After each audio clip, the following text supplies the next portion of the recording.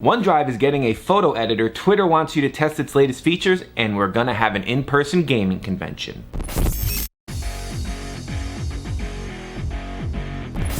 How's it going, everybody? This is Dave LeClaire with MUO Tech Bytes, and it is time to take a look at the biggest tech stories from the last 24 hours. So without wasting any of your time on a long-winded introduction, let's go! If you're a Windows 10 user, for better or worse, you have encountered OneDrive.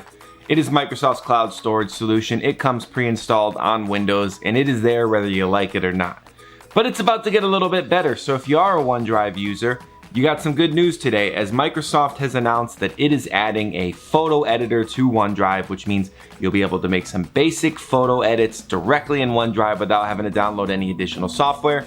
You simply go on OneDrive, put your photos on it, and you can make some pretty cool basic edits. Now obviously this is not going to replace Photoshop or a dedicated image editing app, but it will do the job for basic stuff, which is always nice. So now as far as what kind of editing you're going to be able to do with OneDrive, you'll be able to do some basic lighting and color corrections, so if something's a little bit off about one of your images, you'll be able to get in there and tweak it. You'll also be able to crop, resize, flip, rotate, all that kind of stuff. So pretty much all the basic edits. You're not going to be able to do like Lightroom-esque sky replacements or removing a subject from the background and putting them somewhere else like you would do in Photoshop. But if you just want to take your basic photos, make them look a little bit nicer, make them fit into a certain aspect ratio, you can definitely do that with OneDrive, and you can do it pretty quickly and painlessly. These features are currently rolling out to Android users, and on the web, iOS users will have to wait until later in the year to get access to them. So if you're a OneDrive user on iOS, unfortunately you're going to miss out, but if you're on Android and on the web, you'll be able to jump in and start editing your photos in the near future. If it hasn't rolled out to you already, just be patient because it is rolling out gradually. Twitter has decided that it wants to turn to you, its faithful user, to test out its new features that are designed to help the company make money. Both Super Follow and Shared Spaces are coming to Twitter soon as premium features, and Twitter has decided to allow users to sign up to beta test them to make sure that they're up to snuff, because after all, if Twitter is turning to these as a primary way to bring in more revenue, it probably wants to make sure the features are actually working properly, and what better way is there to test them than to go to the people who will actually be using them. So if you want to test these features out, you do have to live in the United States. There's also some platform limitations.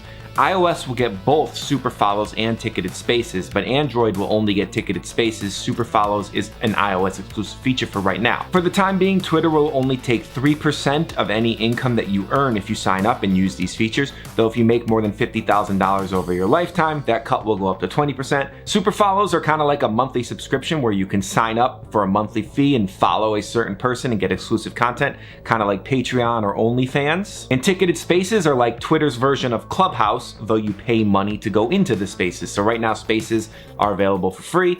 If you have a certain thing you want to do spaces and you want to lock it behind a paywall, you'll be able to do that with this upcoming feature. We'll have to wait and see if it takes off, but if these other services are any indication, it seems like people are hungry to pay people that they like their stuff, and we'd expect Twitter to be no different. We are finally getting to the point where enough people in the United States are vaccinated that the world can start to reopen again. And with that comes the big gaming conventions. PAX West has officially announced that it is going to be the first giant gaming convention to go back to being in person this year, 2021. Not talking 2022 or sometime in the distant future. This year, if you are on the West Coast of the United States or are willing to travel, you will be able to go to a big gaming convention. The event is scheduled to take place at the Washington State Convention Center September 3rd through the 6th, which is Labor Day weekend. You can get 4-day passes for $230 or single-day passes for $60, but they're not on sale yet, so don't go running onto the website looking to buy one. You'll have to wait a little bit. Tickets are set to go on sale in 2 weeks, so make sure you're ready to jump on there and order one if you are interested in going. It's hard to tell exactly what demand for an event like this will be like. Are a lot of people going to want to jump on it? Are people still concerned about going to a large convention like this with COVID-19 still out there? It'll be interesting to see exactly what kind of demand we see for PAX West, but either way, if you are jonesing to go to a big video game convention again, it is nice to see that one is happening. It's happening on the West Coast of the United States, and that you'll be able to buy tickets for it soon. And with that, this episode of MUO Tech Bytes is in the books. I hope you enjoyed it, found it informative, and all that good stuff. Make sure to leave a thumbs up on this video if you did find it entertaining and informative.